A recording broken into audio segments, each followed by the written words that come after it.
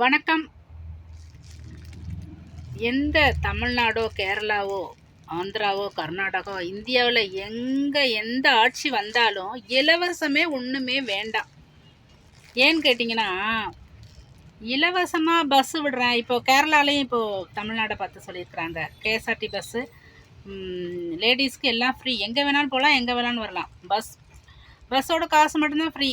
இதர செலவுகளுக்கு நம்ம காசு வேண்டி வரும். அது அவங்க ஹஸ்பண்ட்டை கேட்டு, ஏங்க பஸ்ஸு காசு ஃப்ரீ தானே, காசு கொடுங்க. அதில் வேற குடும்பத்துக்குள்ளே கூட ஒரு சண்டை வர்றதுக்கு வாய்ப்பு இருக்குது. அதனால நீங்கள் குக்கர் கொடுக்க வேண்டாம், நீங்கள் டிவி கொடுக்க வேண்டாம், ஃப்ரிட்ஜு கொடுக்க வேண்டாம். ஈவன் பொம்பளைங்களுக்கு நீங்கள் பெண்களுக்கு 1000 2000 கொடுக்குறேன்னு சொல்கிறீங்க கூட, அது கூட வேண்டாம்.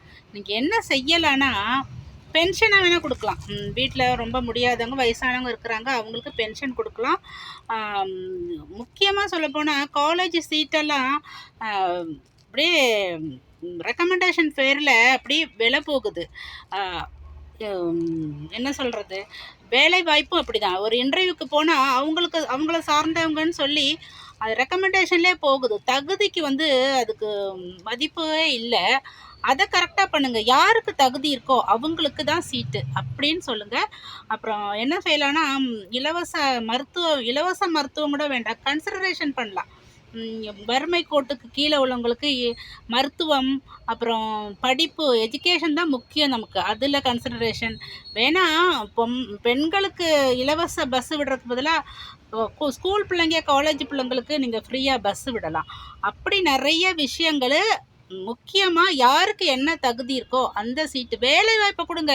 ஏன் இலவசம் கொடுத்து எல்லாம் மக்களை சோம்பேறி ஆக்குறீங்க? வேலை வாய்ப்புகளை கூட்டுங்க. யாருக்கு என்ன தகுதி இருக்கோ அவங்களுக்கு வேலை வாய்ப்பு கொடுங்க.